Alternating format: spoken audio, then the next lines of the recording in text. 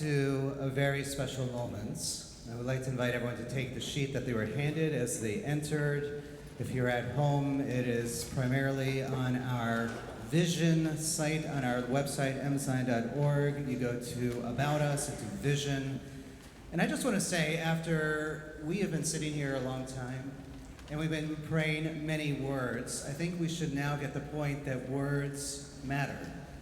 And at Mount Zion, we have taken care with our words. And it starts with 2 millennia ago on this back side, where you have a statement that says the world stands on 3 things. Torah, Avodah, and Gemilut Chasadim, lifelong learning, worship, acts of loving kindness. That became the basis almost 22 years ago for our mission statement, which is on the front.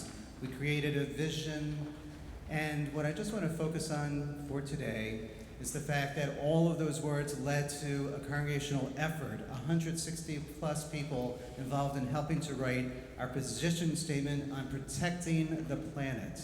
That evolved from our commitment to tzedek, but for the first time in our 160 plus years, we have made it part of a strategic plan. And we are going to listen to 3 people now speak. And they are going to share their words of why they want to protect the planet as part of Mount Zion community, coming from the Mount Zion community. And not, by the way, as I spoke earlier, if you were here for Shachrit, which I said, protecting the planet from Mount Zion. That was not what I meant to say. Although maybe we'll see how we judge each other's efforts. But we have 3 people, Patrick Zimmerman, Victoria Lincourt, and Parker Mason. Parker and Patrick are on our new committee, Shomrei Adamah, which is called Protecting Keepers of the Earth. And Victoria was one of the people who helped write the statement. Let's hear from them now.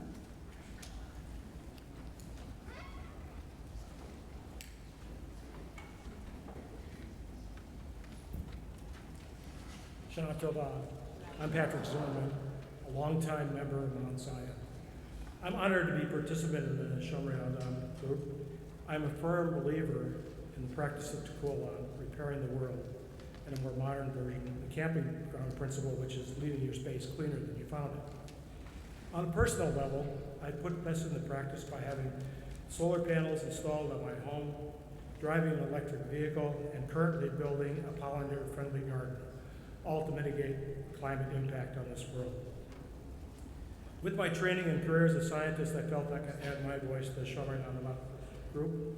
In addition to scientific thinking, I bring experience using business tools like decision-driven making, data decision-driven making, say that 3 times fast, consideration of unintended consequences of technology, total cost financial thinking, and risk-reward analysis, where appropriate, to the group's goals and projects. Although I use these skills in my job often, it feels different to use them at Mount Zion because we focused on supporting future generations. Just as we plant trees on Tu B'Shvat not for ourselves, I believe that Shomrei Adamah goal and practices will allow future generations to live in a better world. Thank you.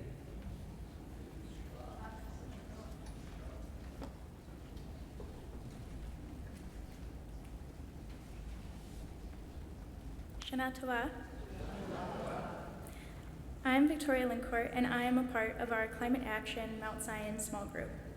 I feel that my climate action and my care for the environment is closely intertwined with living a Jewish life. I find myself often experiencing moments of awe in nature, a sense of radical amazement at the incredible detail and delicacy inherent to all living systems that would be familiar to anyone who has read God in Search of Man. As Rabbi Abraham Joshua Heschel wrote, "We do not create the ineffable, we encounter it." To me, climate action is a variety of that encounter, one that allows me to translate my religious sense of wonder and awe into action. Of course, Judaism calls on us to repair the world. But what underlies that responsibility is the call to us to recognize that we are a part of the world. Armed with that knowledge, that I am an undeniable piece of the web of creation, I feel I must then act like it. For me, that's where climate action and environmental advocacy come in. It's an expression of my belonging to and being of the same awe-inspiring, delicate world that is so central to my connection to Judaism. To do our best for the future of the planet is also an act of hope, much like living a Jewish life that cannot be achieved alone, in the face of so many voices that would rather we not be hopeful.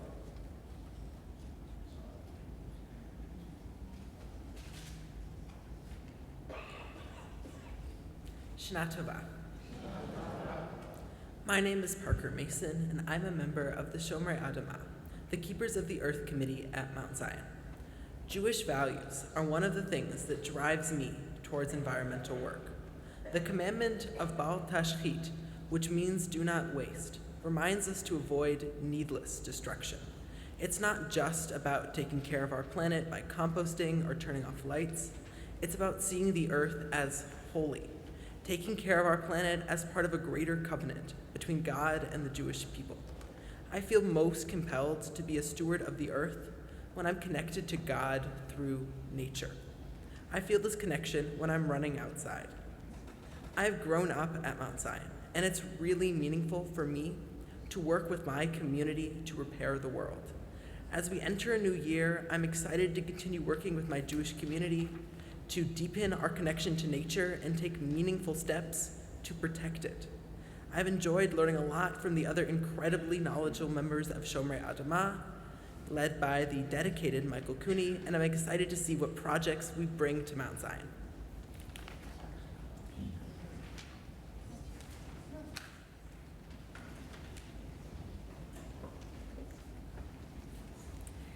Can we give them another big Yashar Koach? Yashar Koach. Thank you so much. A beautiful thread that I think went through all of these voices, which I have to say it's really delightful to hear them as intergenerational voices too, is that they all speak to Jewish sources of resilience, whether it's about a focus on future generations or learning to live in radical amazement, ala Heschel, or having and focusing on our covenant and connection with God. And so the question I will leave you all with to meditate on as we move toward concluding this service and entering into Ne'ilah is, as we face the climate crisis that we are indeed all facing, what Jewish sources of resilience are you turning to? So take that question with you and keep it on your mind.